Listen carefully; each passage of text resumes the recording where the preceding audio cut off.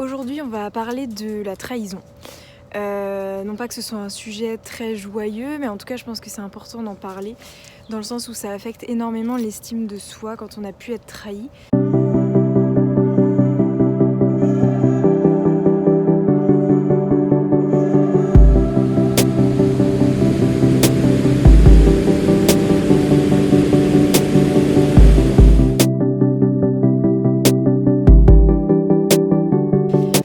Du coup on se dit souvent qu'est-ce qui va me tomber dessus, ou en tout cas inconsciemment on va attirer malheureusement toutes ces choses-là, soit des non-dits, soit un petit peu des coups dans le dos, des choses comme ça. Et on a tendance à en fait avoir une posture dans laquelle on peut plus facilement être trahi.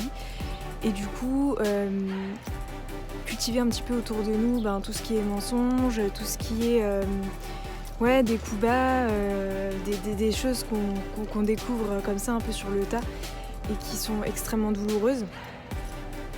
Donc ça, bien entendu, ça va toucher, ça prend racine directement en fait dans notre enfance.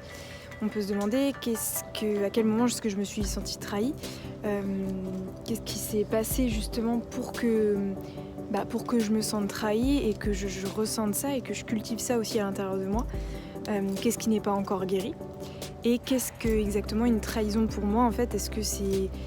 Je sais pas, ça dépend de chacun. Est-ce que c'est une trahison financière? Est-ce que c'est une trahison dans le fait de mentir, dans le fait d'avoir accordé une confiance et finalement d'avoir été déçu?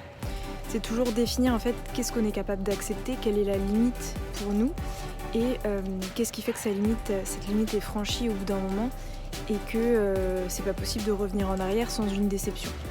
Voilà, c'est un petit peu toutes ces questions-là, parce qu'effectivement, plus on a été trahi, plus ça veut dire aussi qu'il faut qu'on réajuste notre posture, parce qu'on le sait, tout vient de nous, donc si on se positionne, on peut tout à fait ne plus être trahi, si on décide que la trahison ne fera plus partie de notre vie. Je travaille justement avec Beata, que vous pouvez suivre sur Instagram depuis le début de l'année. On fait des rituels, etc. Et elle racontait à quel point elle avait décidé de vivre l'amour et donc plus du tout les trahisons, plus du tout le rejet, plus du tout l'abandon, mais vraiment des belles choses. Et effectivement, elle a réussi à transformer énormément d'aspects de sa vie. Et on le voit bien, quand on est avec quelqu'un d'apaisé, on est apaisé. Quand on noue des liens très très forts, d'amitié sincère, dans lesquels il y a beaucoup d'honnêteté, toutes ces choses-là ne se produisent plus. Donc voilà, peut-être vous replonger dans qu'est-ce qui a pu se passer pour vous.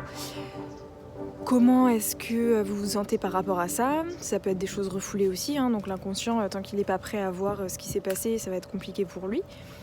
Mais voir où est-ce que ça en est. Est-ce que vous vivez souvent dans la trahison, dans le rejet, etc. Ou est-ce que vous vivez pleinement dans la vie, dans l'accueil de ce qui est, dans chaque jour est un nouveau jour, toutes ces choses-là. Donc par rapport à la trahison, ce que je peux juste vous dire, c'est définissez vos bases. Qu'est-ce qui est tolérable pour vous et surtout qu'est-ce que vous voulez vivre en fait. Et une fois que vous savez ce que vous voulez vivre, c'est beaucoup plus simple de dire non à ce qui ne vous convient plus. Voilà, donc je vous fais un gros bisou pour cette 11e journée et je vous dis à très bientôt et je vous souhaite une belle journée ensoleillée si pour vous il fait beau aussi. À très très vite.